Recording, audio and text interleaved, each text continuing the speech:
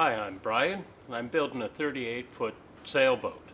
In this episode, we reassemble the bandsaw as we get back the support for the table after it's been welded up.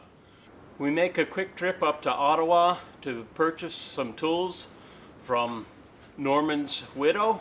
He had quite a collection of tools, and I'm very happy to have them.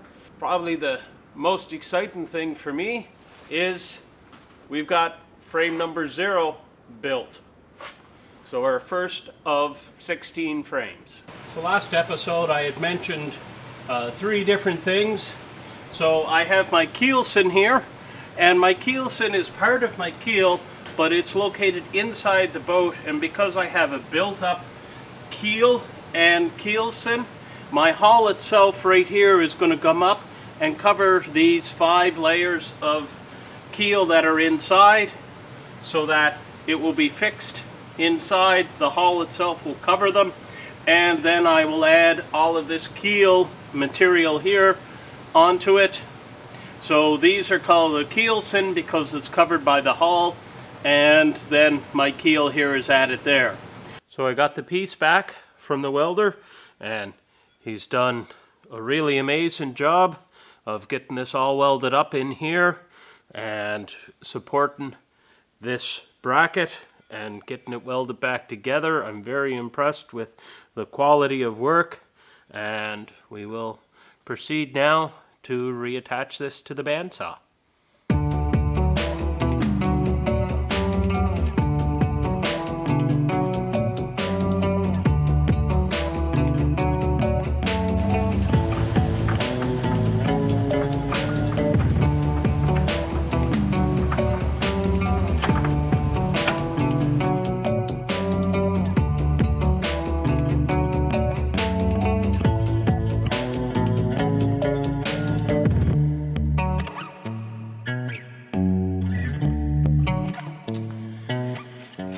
Well, everything's back together on the bandsaw. I think everything's tightened up.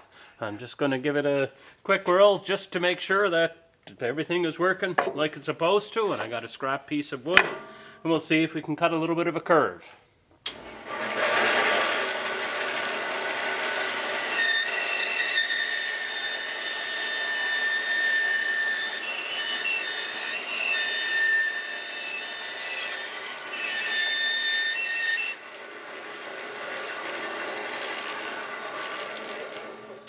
And that does appear like it's working the way it's supposed to. I don't think my boat frames are quite that curvy though. Well, we're on a little bit of a road trip today. We had a chance to purchase a whole bunch of tools and some clamps. So we got up here and we got it loaded up with tools and tarp for the drive back, and got it inside my brother's garage, but it was a little bit of a tight fit.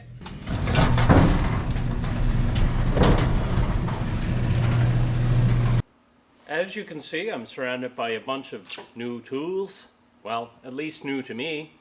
I had a chance to run up to Ontario and purchase a gentleman's collection of tools after he passed away. He was a fairly fine craftsman from the work and examples that I have seen. I'll try to show you some of them. And he also built a very small sailboat.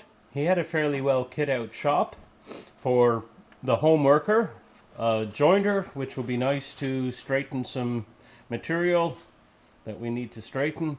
We have a drill press, which will be nice for drilling holes in steel. A whole bunch of clamps, which is always handy. Boat builder never seems to have too many clamps. I also have this thickness planer. So right along here is frame number 0, which I have to lay out. And what this does is I gotta cut these 2 pieces so they're gonna match each other. So I'm gonna draw a line along there, and I'll measure it with my speed square here, and that's saying about 20 degrees. And what I'll do is I'll cut each of them at about 10 degrees. What I'm going to do is I'm going to mark this outside corner so I can make sure I get them in place properly when I go to finish mark them, because I have to drive a bunch of nails in here, and I just want to make sure everything is exactly where it's supposed to be. I have a bunch of roofing nails with a very large head, and what I'm going to do is nail them sideways so that the head is sticking up on the line, and we'll just go along and do that for all of this every couple of inches.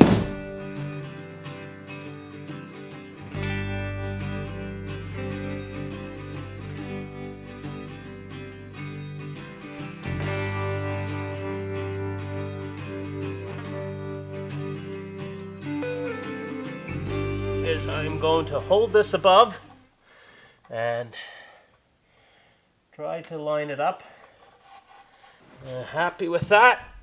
And now what I'm going to do is just literally going to give it a couple of taps so that the nails will mark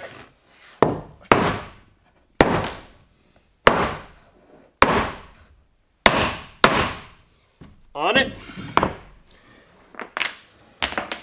And I can see, I don't know if you can, but I can see all these nail marks. And now I'll be able to spring a batten and connect these all together and make sure they look really good. So it's transferring the marks right onto that piece of material. Using nail heads didn't work.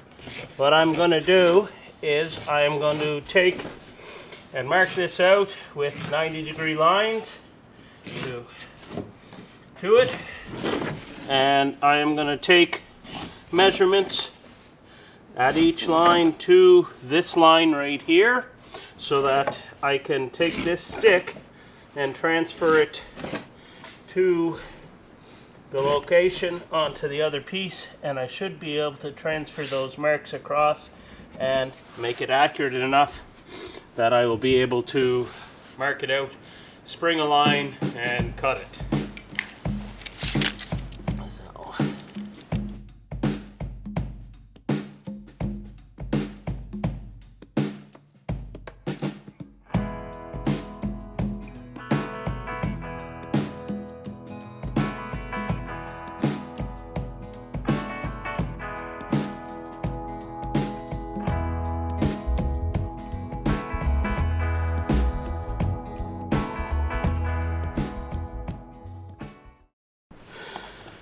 Okay, so after getting my template marked out here, I fastened it to the board, and here at 5 inches, I think that's the narrowest spot that it would take. So I got it set here at 5 inches to the outside edge.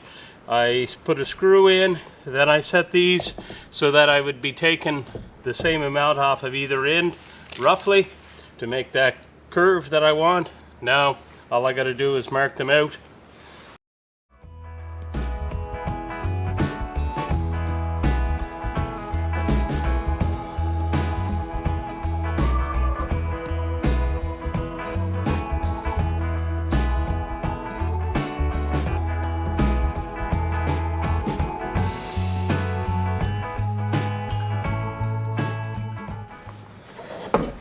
And down here at the end, I have these 2 marks that I had made.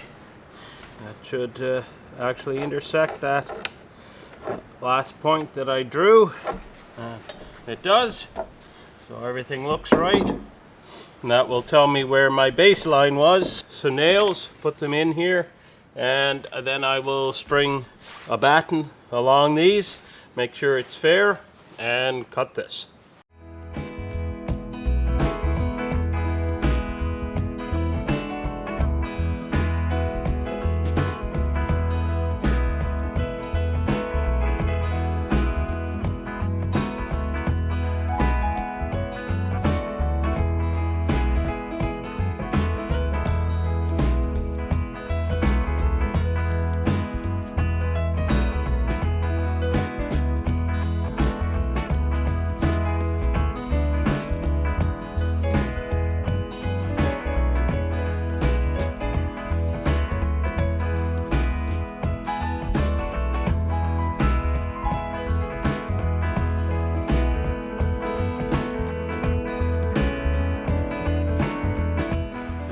see, there's a nice curve along here. I'll just have to clamp it to the other piece, and I'll cut them both at the same time using the bandsaw.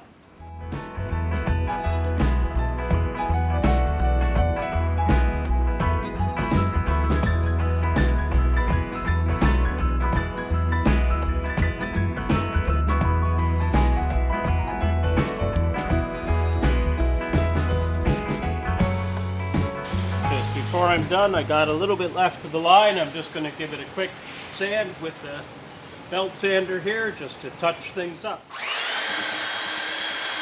So after some trial and error with the first one, I've got it to match up with the line.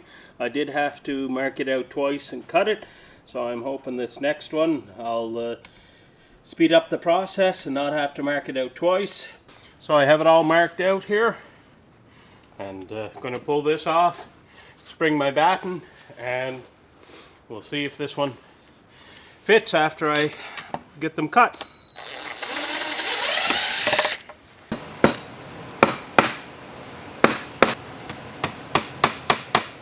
What I've done, I've sprung the batten, put nails in where I could. As you can see, this middle section is a little bit away from the line, but as soon as I put some pressure on it, it's perfect. So I'll just have to keep my hand there as I mark it, and the reason for that is it's beyond the edge of the wood, so it's impossible to get a nail in on that other side.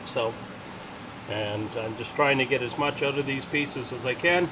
So it lines up pretty well with the line. There's just one little spot right here where it's sticking out a bit more, so I'm just going to put a couple of marks and sort of tell me to take that bit off there and sand that area down just so I can come in that extra little bit that I want.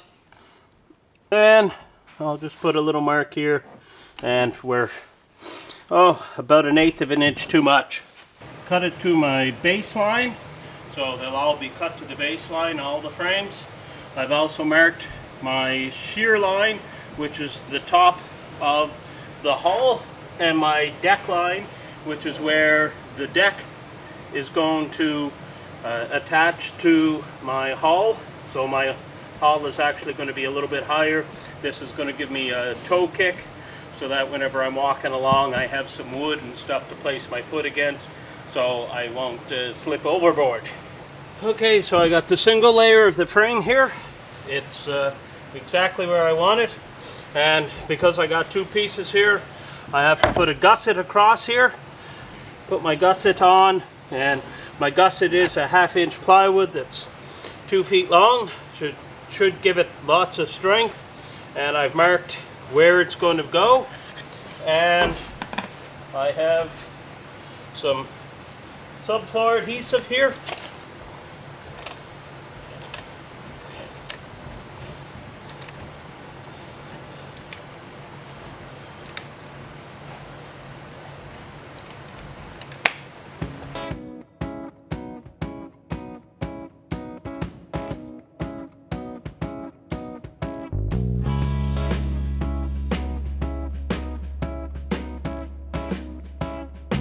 So after doing that, again, being frame number 0, I learned a couple of things. Next time I will screw the pieces down to the lofting table so that they won't move while I'm trying to put this gusset on them. So I have my upper gussets, or my peak gussets, made, and I'll slip one under just to support it while I put these two together. Make sure this joint is nice and tight. I'm going to put this one on, again keeping it down a little bit from this edge so that it will be out of the way.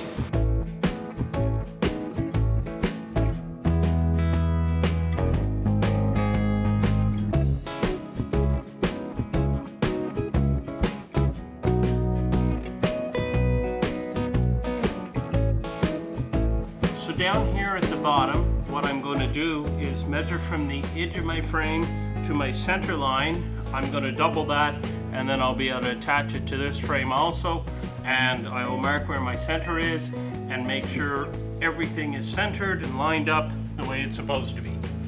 Well, here's frame number 0 done out of 16 frames. So this is right up near the bow, basically where the stem starts coming through. So you can start to see the size of the boat just from this single frame. All the rest get larger than this one. This one was actually the smallest of them. So I figured I would learn on this one. I did learn lots, and hopefully that will speed up the process for the rest of them.